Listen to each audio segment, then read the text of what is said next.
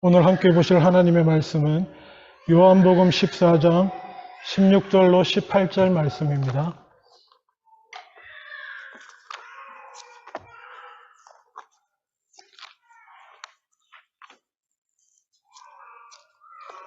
제가 가진 성경으로는 신약 성경 172페이지입니다. 요한복음 14장 16절로 18절 제가 봉독합니다. 내가 아버지께 구하겠으니 그가 또 다른 보혜사를 너희에게 주사 영원토록 너희와 함께 있게 하리니 그는 진리의 영이라. 세상은 능히 그를 받지 못하나니 이는 그를 보지도 못하고 알지도 못함이라. 그러나 너희는 그를 아나니 그는 너희와 함께 거하시며 또 너희 속에 계시겠음이라. 내가 너희를 고아와 같이 버려두지 아니하고 너희에게로 오리라. 아멘. 오늘은 성령 강림 주일입니다. 신앙생활이란 단어 별로 좋아하지 않지만 예수님을 믿고 하나님을 믿고 그렇게 믿음 안에서 삶을 생활해 오신 지금까지 믿음 지키며 살아오신 여러분들 또 보면서 하나님 앞에 감사드리는 마음이 있습니다. 근데 말입니다. 우리가 신앙생활함에 있어서 실제로 우리가 믿음으로 하나님을 믿고 살아가는 데 있어서 다른 어떤 것들과도 구별되게 하는 것이 하나 있다고 한다면 그것은 성령입니다. 성령이요. 아버지 하나님은 하늘에 계시고 육신을 입고 이 땅에 오셨던 하나님의 아들 예수님께서는 승천해 가셔서 하나님 우편에 동일하게 원래 자리로 가셔서 하나님 곁에 계시지만은 이제 성령님은 성령 하나님만큼은 이 땅에 다시 오셔서 오늘 본문 14장 16절에 나오는 또 다른 보혜사, 예수님 대신에 예수님도 보혜사신데 우리와 함께 하시고 우리를 대변해 주시고 하시는 분이신데 또 다른 예수님 가시고 대신 오신 분이 영적으로 함께 해주시는 성령님입니다. 이것이 결정적인 차이입니다. 제 기억에 고등학교 윤리 시간이었던 것 같습니다. 고등학교 윤리 시간에 이렇게 타 종교에 대한 공부를 하면서 제가 그때 기억하기로 우리 윤리 선생님이 약간 불교를 좋아하신 분이었는데 열심히 그 깨달음에 대해서 열변을 토하시더라고요. 그래서 제가 그때 손들고 얘기했던 기억이 납니다. 막 깨달음에 대해서 얘기하면서 그랬더니 저는 기독교는 성령님을 통해서 거듭나는 것이 있습니다. 이렇게 설명했던 기억이 납니다. 여러분, 깨달음이라는 건 그냥 깨닫는 거예요. 여러분, 혹시 우리가 불교 문화권이나 이런 동양적 문화권에 있기 때문에 마치 성령의 역사를 일종의 깨달음, 깨닫는 정도로 오해하시는 분들이 많이 있습니다. 깨닫는 건 많이 깨달아 보잖아요, 우리. 맞아. 그때는 그게 나를 괴롭게 하고 혼내시는 건 줄만 알았는데 알고 보니까 그게 아버지의 사랑이었네. 깨닫는 거잖아요. 깨닫는 거는 일상의 많은 부분에서 일어날 수 있습니다. 물론 성령의 역사로 진리를 깨닫게 되는 부분들이 있습니다. 분명한 사실은요. 근데 성령의 역사는 깨달음 그 이상입니다. 오늘 조금만 자세히 오늘 본문을 통해서 말씀드리겠습니다만은 우리가 일상생활에서 믿음 생활 하시는 중에 경험할 수 있는 부분들이 분명히 있고 여러분은 분명히 아마도 한 번쯤은 어떤 성령의 역사라고 할 수 있는 것을 경험하셨을 줄로 믿습니다. 혹시 없다면 반드시 있을 수 있기를 기도합니다. 저한테는 약간의 그 신앙적인 열등감 같은 게 있습니다. 그게 뭐냐면, 뭐 지금은 뭐 다 즐겁게 얘기할 정도니까 열등감도 아니고, 또 하나님께서 다 해결해 주셨는데, 그 신앙적인, 영적인 열등감이 있는데 그게 뭐냐면, 제가 대학생들 가르칠 때부터였어요. 학교에서 대학생들 모임에서 가르치고 복음을 전하면 저는 참 잘 가르치는 사람에 속했거든요. 다들 이해가 너무 잘 되고 어려운 것도 쉽게 설명 잘 해준다고 우리 학생들도 좋아하고 했는데 저한테 와서 복음의 설명을 잘 들어요. 그리고 잘 이해하고 그리고 심지어 동의하고 믿겠다고까지 말해요. 근데 말입니다. 나중에 자기가 거듭났다고 그 간사님께 말씀 들었는데 그 말씀을 내가 깨달아 알게 되고 확신하게 되는 거는 제가 진행하는 모임이 아니고요. 항상 딴 데 가서 딴 데 가서 뭐 전체 수련회 가거나 뭐 다른 모임에 가서 뭐 기도하고 말씀 듣는 중에 자기 성령의 역사를 경험했죠. 자기가 그래서 목사님이 전해주신 그땐 간사님이지만 간사님이 전해주신 말씀이 다 이해가 되고 깨달아지고 확신이 됐다. 그럼 됐지 뭐. 나는 내 할 일을 했고 그런데 또 목회하면서도 보통은 이제 교회 다니시던 분들이 많이 오시는데 이민 목회하면 또 그렇지 않은 분들도 있으셨어요. 그래서 제가 실명은 말하지 않겠습니다. 그래서 따로 개척하고 초반기 때 집으로 불러서 식사도 하고 성경도 가르치고 했거든요. 그래서 성실하게 말씀 듣고 잘 배우고 그래서 그러면서 이렇게 신앙생활 여기 있는 동안 함께 아주 성실하게 자주 나오지 못해도 잘 했는데 그러면서 이제 다른 지역으로 이사를 갔어요. 이사를 가서는 한참 있었는데 또 이렇게 전화가 왔나? 만날 기회가 있었나? 전화? 이제 올해도 기억이 안 납니다만. 하여튼, 목사님, 제가 이사간 그 지역에서 다른 교회에 나갔었는데, 거기서 예배 드리다가, 이게 성령의 역사인 것 같습니다. 그때 목사님께 배웠던 모든 말씀이 기억나고, 깨달아지고, 확신이 되고, 정말 나는 본어게인 했고 거듭났습니다. 네, 감사합니다. 그런 경험들이 좀 크게는 기억나는 경험들이 그렇게 있습니다. 그러면서 목사님 하나님 앞에 주님, 제가 좀 사람이 너무 이성적인가요? 그래서 저도 하나님의 은혜로 본어게인하고 성령 경험하고 하는데 참 그랬는데 감사하게도 저희 기쁨의 교회 안에서도 은혜 받으신 경험을 저한테 개인적으로 알려주시고 해주신 분들이 있어서 회복이 됐습니다. 말씀은 안 해주셨던 것 같아요. 그동안 은혜 받으신 거 있는데 근데 이렇게 말씀해 주시고 또 메일도 주시고 이런 분들이 계셔서 많이 회복이 됐습니다.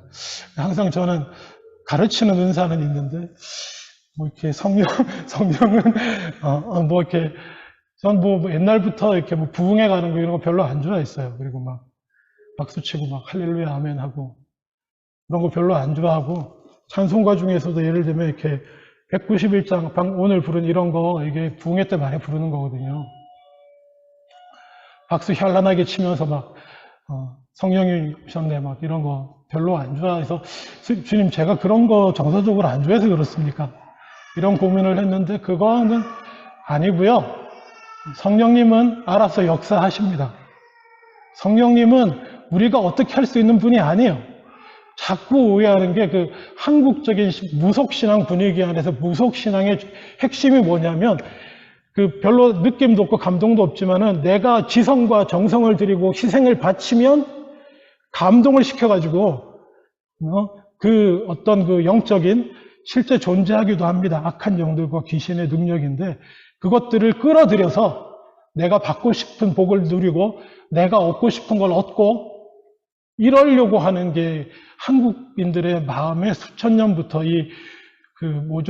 동북아권 이쪽 신앙의 핵심이거든요. 그거가 기독 신앙에도 들어와가지고 성령님에 관해서도 그렇게 생각해요. 내가 막 불러가지고, 으쌰으쌰. 온갖 방법을, 성경적인 방법이라고도 막 제시합니다. 성령 받는 법, 성령 충만하는 법. 접근할 수 있는 법이 없지는 않아요. 일단 성경에서 요구하는 거는 성령이 임하시려면 회개하고 우리가 그리스도의 보혈의 피로 거룩해지는 것. 이거 외에 별거 없습니다, 사실은. 그리고 성경은 분명히 말하거든요. 구하는 자에게 주시지 않겠느냐. 뭐를요? 성령을요. 구하는 것. 그건데 그렇다고 해서 마치 뭔가 내가 불러다가 끌어들여서 쓰고 나를 위해서 하게 하고 이런 생각을 하시면 안 됩니다. 성령님은 살아계신 분입니다. 역사하시고 그분 하나님이세요. 하나님은 주권적으로 행하시는 분입니다.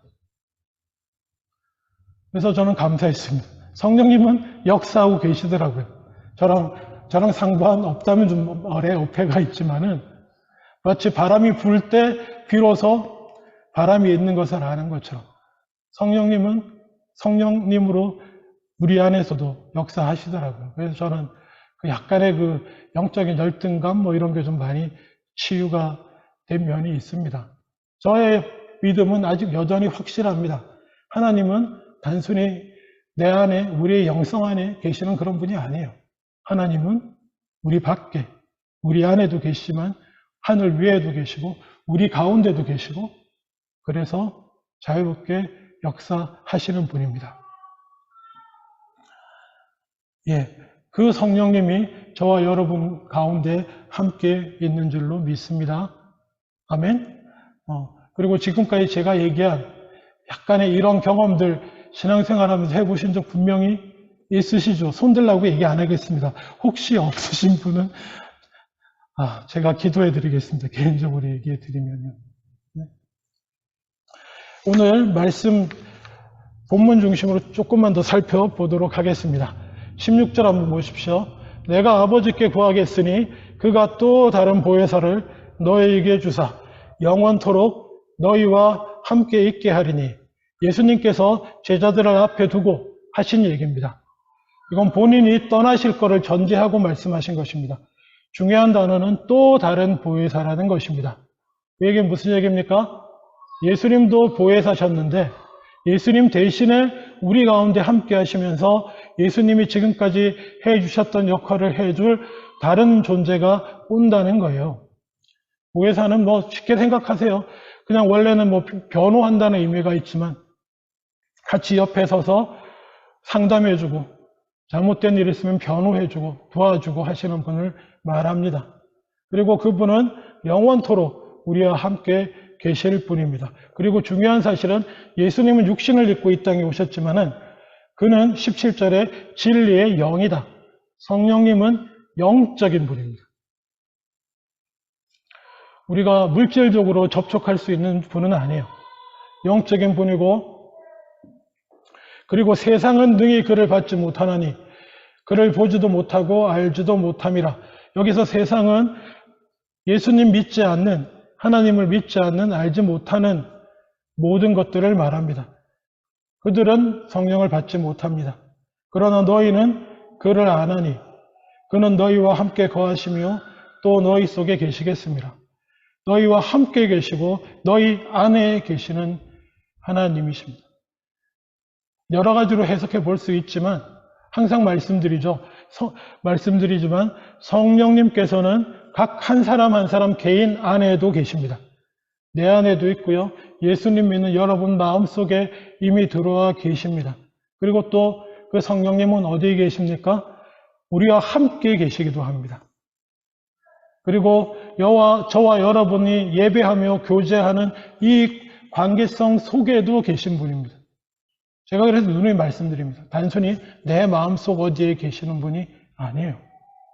내 마음속에도 들어오셔서 내게도 말씀하시지만 믿음으로 함께하고 믿음으로 교제하고 나누는 예배하는 저와 여러분 이 가운데도 함께 하고 계시는 줄로 믿습니다. 기억하십시오. 그리고 18절, 내가 너희를 고아와 같이 버려두지 아니하고 너희에게로 오리라. 이것도 잘 보세요. 여기서 내가라고 말씀하시는 분 누굽니까? 예수님이요. 예수님께서 내가 너희를 고아와 같이 버려두지 아니하고 너희에게로 오리라. 이게 무슨 얘기입니까? 예수님이 우리에게 다시 오신다는 얘기잖아요. 그때는 직접적으로는 누구에게 말하는 겁니까? 그 앞에 얘기 듣고 있는 제자들한테 직접적으로 얘기하신 거예요. 내가 너희를 고아와 같이 내버려 두지 아니하고 너희에게 오리라. 그러면 이게 언제 오신다는 겁니까? 세상 끝날에요? 세상 끝날에 다시 오시는 예수님? 맞습니다. 예수님 물론 세상 끝날에 다시 오실 거예요. 근데 이 본문에서는 그런 의미가 아닙니다. 오늘 읽지 않았지만 19절에 보면 조금 있으면, 그 뒤에 보세요. 19절, 조금 있으면 세상은 다시 나를, 예수님 말이에요. 나를 보지 못할 것이로되 너희는 나를 보리니. 조금 있으면 세상은 다시 나를 보지 못하는데 너희는 나를 볼 것이다. 이 얘기는 어떻게 이해해야 됩니까? 우리가 알다시피 조금 있으면 예수님께서는 십자가 지고 죽으시고 부활하시고 승천하실, 그렇게 되시게 될 텐데 떠나시는 거 분명합니다. 그렇죠? 근데 조금 있으면 또 본다는 거예요. 물론 어떤 분은 하나님께서는 천년이 하루 같고 하나님께는 시간적으로 하루가 천년 같고 천년이 하루 같으시기 때문에 이 조금이 그 조금이 아니고 세상 끝날 때다라고 주장하실 수도 있는데요. 그렇지만 이 본문에서는 조금 있으면 너희가 나를 볼 것이다. 내가 살아있고 너희도 살아있겠습니다. 여러 가지로 해석할 수 있지만 이것은 다른 보혜사로 오시겠다는 말씀을 하신 것으로 이해하는 게 가장 본문에 대한 직접적인 해석이라고 생각이 듭니다. 내가 좀 있으면 너희를 떠날 텐데 너희가 다시 나를 볼 것이다.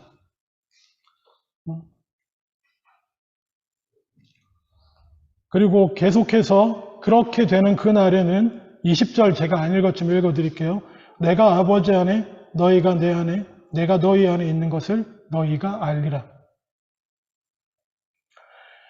예수님께서 아버지 안에 계시고 우리가 예수님 안에 있고 또 예수님이 우리들 안에 계시는 이 일이 세상 끝날에 이루어지는 일입니까?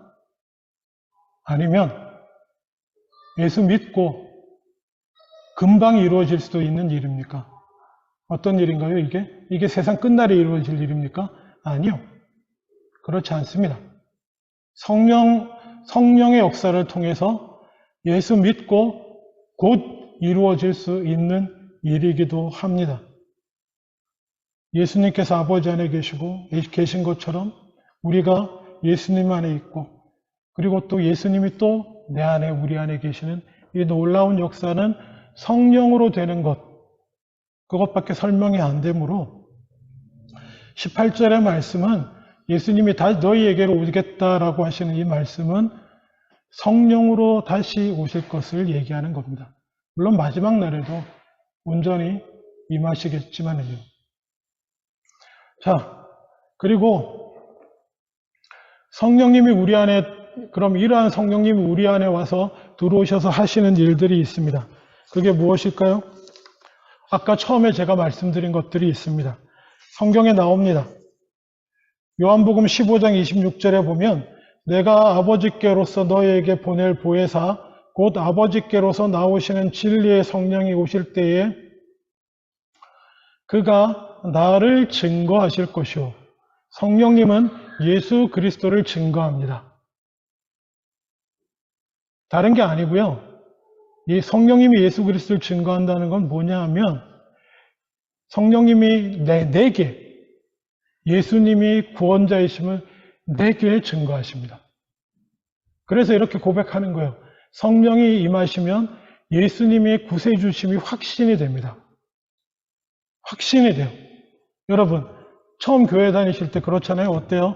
막 좀 출석하고 다니면, 목사님 막 쫓아와가지고, 이제 교회 오래 다니셨으니까 세례 받으셔야 되는데, 막 얘기하고, 할 수 없이 그럼 세례 받으려면 어떻게 해야 됩니까? 세례 공부하셔야 된다고.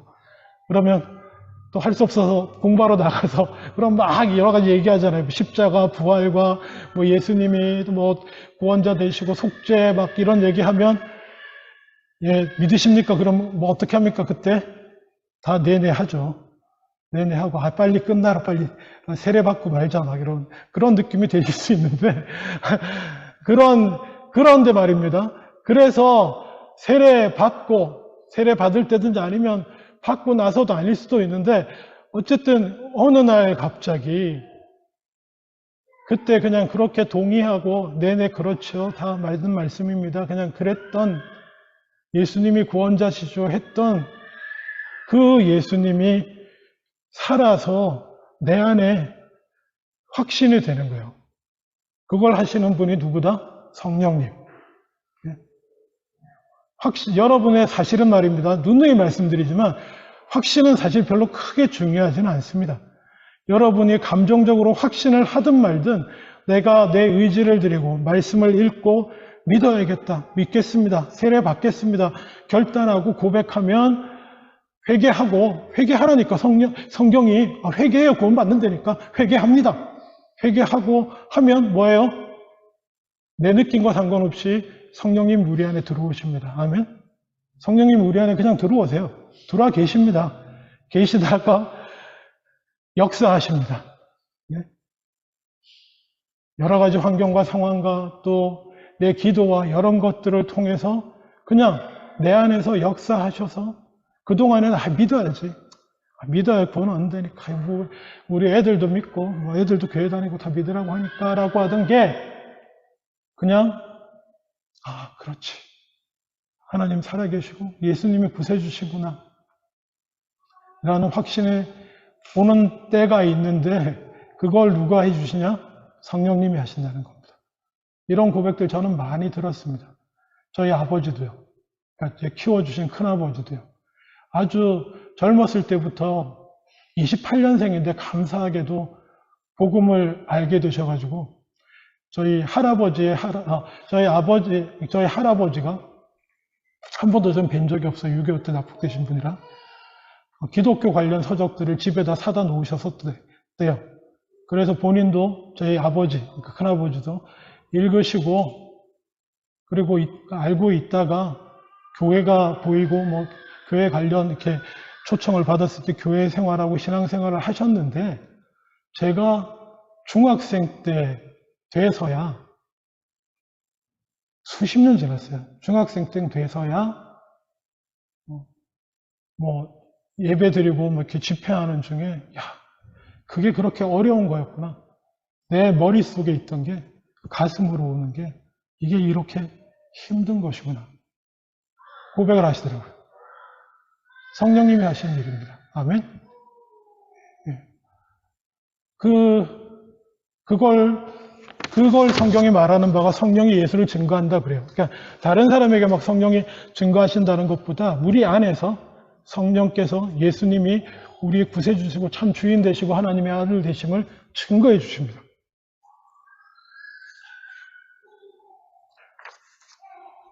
그리고 또 한 가지는 거의 같은 얘기긴 합니다만은 그걸 통해서 성령께서는 우리가 하나님의 자녀됨을 증거해 주십니다. 로마서 8장 16절에 성령이 친히 우리 영으로 더불어 우리가 하나님의 자녀인 것을 증거해 주십니다.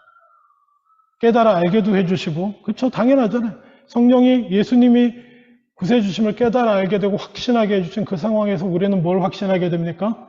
내가 하나님 자녀 맞구나. 내가 구원받은 자녀 맞구나. 깨달아 알게 되는 거예요. 잠시 잊고 있을 수 있지만 성령이 충만하게 역사하면 뭐예요?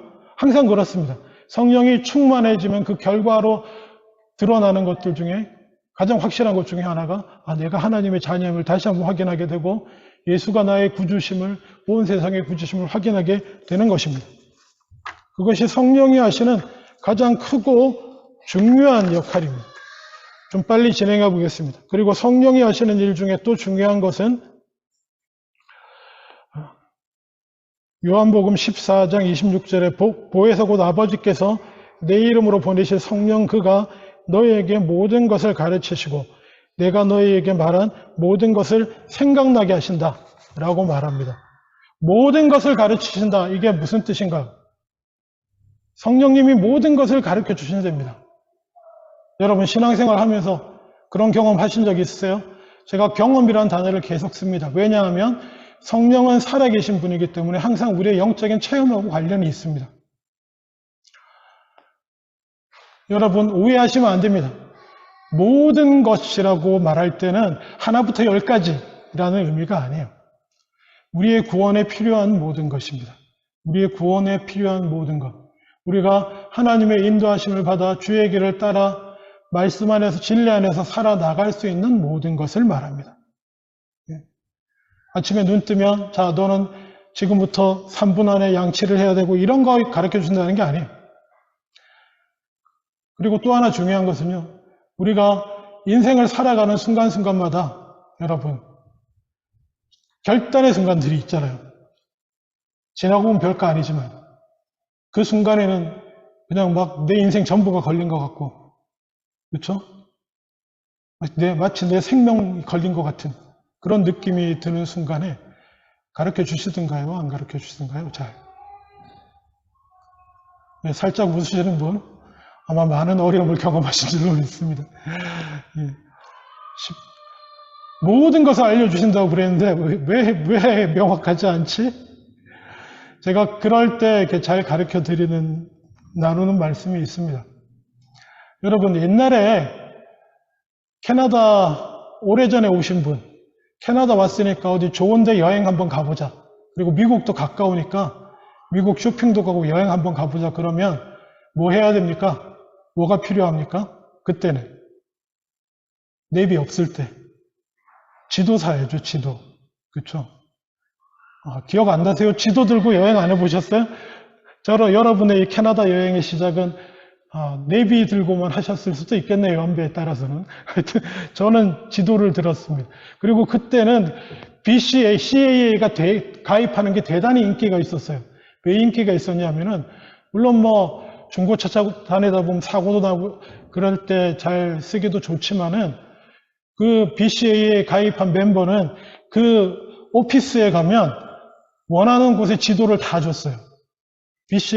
BCAA 멤버가 그때 써리 TNT 옆에도 오피스가 있었는데 저는 써리 살 때 거기 가면 이번에 시애틀 여행 가려고 하는데 지도가 필요합니다. 그러면 딱 써리에서부터 출발해서 시애틀 가는 데까지 캐나다 지도, 써리, 시애틀 지도 펼치면 이따만해지는 거 그거 줬어요. 그러면 그 지도 보면서 어느 몇 번 타고 어디로 가서 어디 가야겠구나 막 이렇게 계획하면서 계획을 짜고 다녀왔어요. 근데 어느 날 내비가 등장했습니다. 내비는 뭐합니까? 내비게이터는 뭐합니까? 지도 필요 없잖아요. 딱 출발하면 갈림길 나오면 얼마 앞에서 어디로 트세요. 결단의 순간마다 뭐예요? 옆에서 얘기해줘요. 결단의 순간마다 이리 가세요? 저리 가세요? 순종만 하면 됩니다. 얼마나 좋습니까? 우리 신앙생활이 그런 신앙생활이면 결단의 순간마다 성령님이 옆에서 자 다음 몇 월 며칠에는 너 어때 전화해라. 뭐 할 줄 그 다음에는 이거 해라. 이러면 얼마나 만사형통하고 좋겠습니까? 근데 말입니다. 한 가지 제가 깨달은 게 있는데 그게 뭐냐 하면은 제가 마음속에 머릿속에 기억하고 들어있는 길들은요. 지도와 함께 했던 길들이에요. 내비로 따라서 운전하면서부터는 길이 머릿속에 안 외워져요. 그 경험이 내 경험이 안 되더라니까요. 지도를 펼쳐놓고 자, 우리가 갈 곳은 저긴데 어떻게 가야 될까? 고민하고 찾고 이러면 그것이 내게 됩니다. 무슨 얘기냐면 신앙생활을 하시면서도 믿음 생활하시면서도 자, 내 인생은 이렇게 나가야 되겠는데 믿음의 길로 가려면 자, 그럼 어떻게 할까? 뭘 펼쳐야 될까요? 말씀을 펼치고 어떻게 살고 어떤 선택을 하고 결단의 순간순간마다 지도를 펼쳐놓고, 그게 뭐예요? 인생의 지도가 말씀을 펼쳐놓고 기도하면서 주님, 제가 어디로 갈까요? 어느 것이 맞는 길일까요? 말씀을 왜 주셨어요? 말씀을 읽고 이해할 수 있는 머리를 왜 주셨겠어요? 그렇게 나아가면 그게 내 것이 됩니다. 아멘? 그게 내 신앙이 자라고요. 그게 내 인격이 변화되고 예수님을 닮아가는 삶이 되도록 하는 방편이 돼요. 여러분, 모든 것을 알려주신다라는 의미를 잘못 이해하시면 안 됩니다. 모든 것을 내비게이션처럼 가르쳐 주시지 않아요. 기억하십시오. 예, 말씀을 맺겠습니다. 그리고 또 하나 마지막으로 생각나게 하신다라고 하는 것은 기억나게 하고 여기가 좀 깨닫게 된다는 의미하고 통합니다. 그냥 머릿속으로만 알고 있었던, 그냥 내 마음속에 떠돌고 있던 말씀이 어떤 환경과 상황에 딱 나왔을 때 성령님이 역사하셔서 그걸 깨닫게 하신 우리에게 메시지를 주시는 거예요. 이 말씀이 이거구나. 그렇게 하시는 것도 성령의 역사입니다. 말씀을 맺기를 원합니다. 신앙생활은 그냥 아주 좁게 말하면 성령이 거의 전부입니다. 말씀과 성령. 말씀과 성령의 전부입니다. 기억하십시오. 말씀을 묵상하고 그리고 성령의 역사로 말씀을 깨닫고 확증하고 결단하고 살아가게 되는 것입니다. 기도하겠습니다. 아버지 하나님, 기억하게 하여 주시옵소서. 사실 다 아는 것이지만 이 땅에서의 삶의, 신앙의 삶의 모든 것은 말씀과 성령입니다. 날마다 성령 충만함을 구하며 성령의 임재와 충만함을 놓치지 않고 살아가는 우리들 다 되게 하여 주시옵소서. 감사드리고 예수님 이름으로 기도합니다. 아멘.